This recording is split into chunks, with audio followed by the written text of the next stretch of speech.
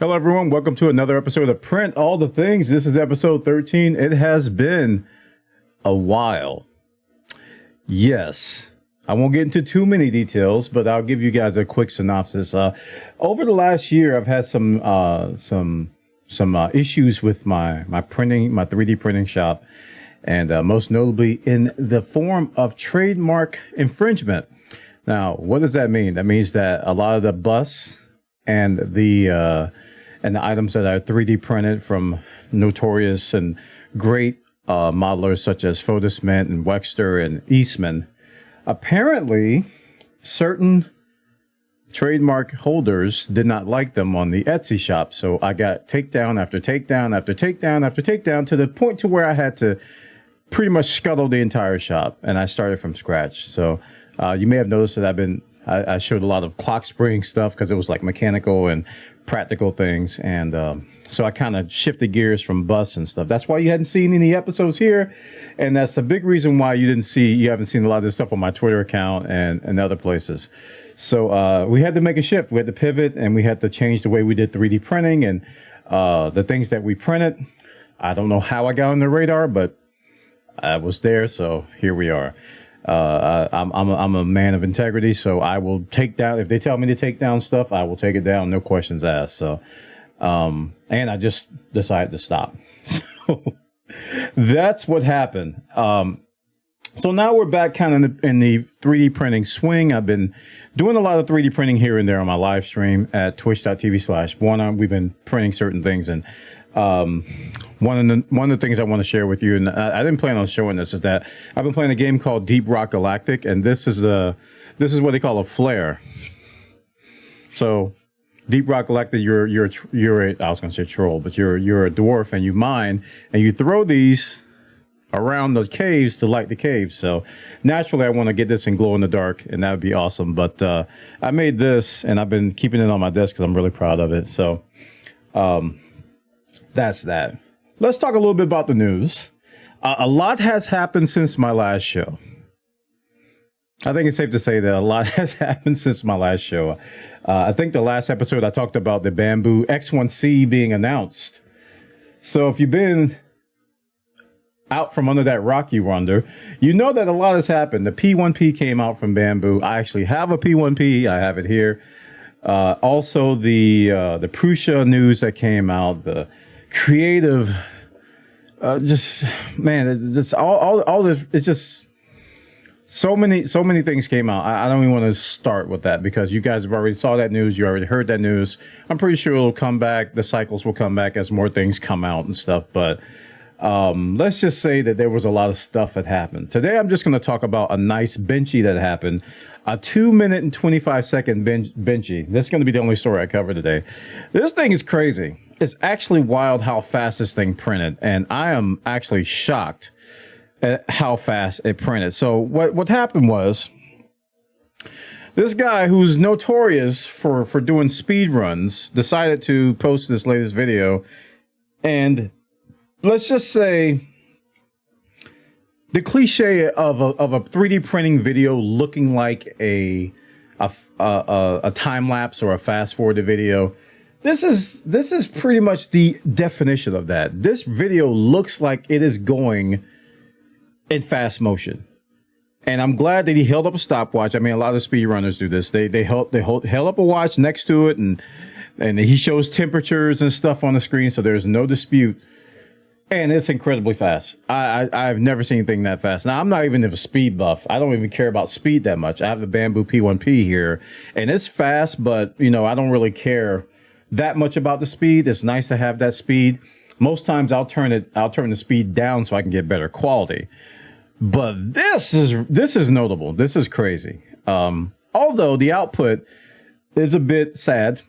It gives me a little bit of sad feelings. Remember the SS Minnow on Gilligan's Island? Remember how sad that made you feel when you saw the boat like turned over and had a giant hole in it? It's just similar feelings here. You get similar feelings. So yeah, kind of a downer. But with all that being said, it's really just absolutely incredible, man. I've never seen anything like it. So check it out. I'll put the link in the show description. It is incredible. It is incredible. So the next thing I want to talk about is what I printed. So in the last print, all the things you may have seen me talk about, the things that I printed and what I have printed and what I've done. So I'm going to show you these things right here. The first thing I'm going to show you is a bike by Swath 3D. And this is a very nice bike. And it is in Polymaker Steel Gray. And I tried to do a rub and buff. You probably noticed that. It's like, hey, boy, that's kind of like two colors. So we've gotten back into rub and buffs now.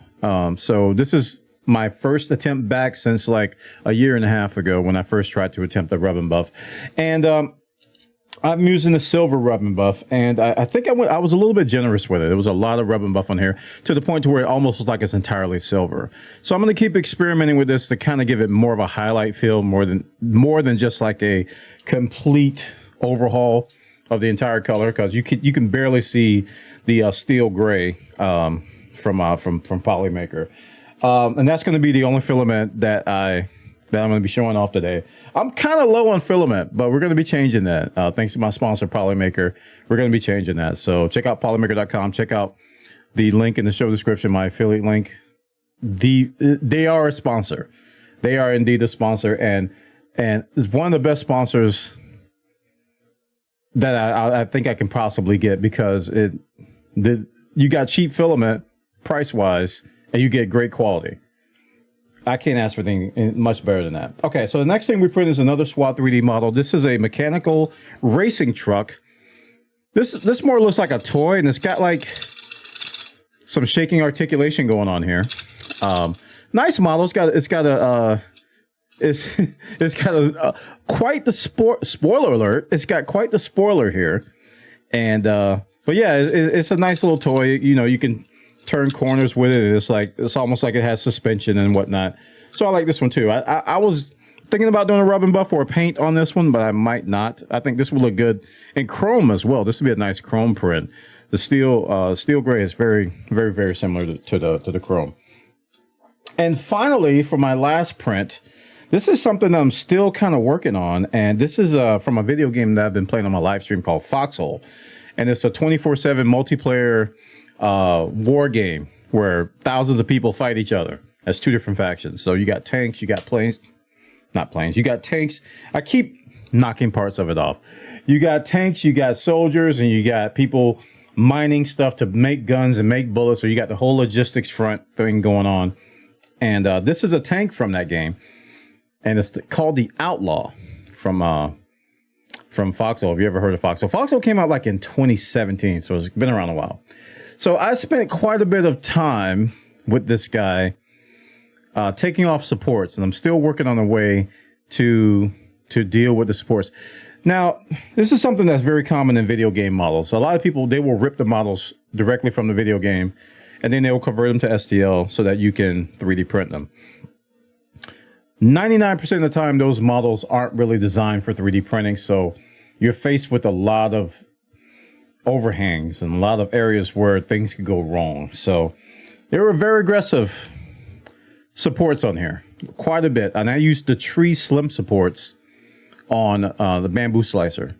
This was printed on my bamboo P1P. By the way, both of those models right there were printed on the bamboo P1P. And there was quite a bit of supports, but you know, I like tree supports. Tree supports are cool. I like them in Cura. I like them here in Bamboo Slicer, the tree slim supports, but they were very aggressive. So what I'm doing right now is I'm actually printing it again. Actually, at the time of this video, I'm printing it again in a larger size. This is a 1-to-1 size of the model, and it's going to be 200% on this one. So the support should be a little bit easier to take off. But overall, this thing was a support removal nightmare. I wouldn't recommend it. So what I did was I made the supports a little bit less aggressive to see if I can get some better supports. If that doesn't work on this print, then I'll do another print with some painted on supports to try to minimize it as much as possible. So I'm going to take this part right here. The gun part is removable. This is the part that keeps running off. So I can glue that in just easily. But the bottom of the model. Now let me show you the undercarriage, which I haven't finished cleaning up.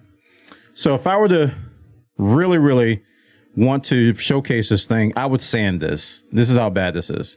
So a lot of gump under there. Looks like more supports were needed. Some overhangs and all kinds of stuff. And I did the best I could what I had. And the first pass, this deserves another pass underneath. But with all that being said, when you actually see the tank, you can't tell. You actually can't tell that underpart is kind of busted and disgusted. You really can't tell. But from my just sense of pride and integrity, I just want to make it look clean everywhere. So, like, if I were to give this to somebody, I would want them to be able to look underneath it and not cringe. You know what I mean? So this is an ongoing process. One of my projects that I'm working on, and I'm using the same filament with the bamboo. And it's not even a print quality thing as much as it is just proper support placement, And I've thought about different orientations I can do and stuff like that. But it's just, like I said, video game models, once you rip them out of a game and just put them on a 3D printer in STL format, sometimes it just doesn't work out too well. All right. So I've got some other projects in the works, and you'll be seeing them here on Print All the Things. And I'm going to keep this short and sweet. Like I said, it's been a while since I've been back. We'll have more to talk about later. But I just want to thank you all for sticking with me and watching me. I am going to be posting this instead of my main YouTube channel. This is going to be on my Buona Labs 3D printing channel. If you're subscribed to the podcast on Spotify, none of that's going to change. It's going to be in the same spot. So thank you all for watching Print All the Things episode 13. I'll see you next time. We'll talk about some more 3D printing topics for you all to enjoy. All right. Take care of yourselves. I'll see you next time. Bye-bye.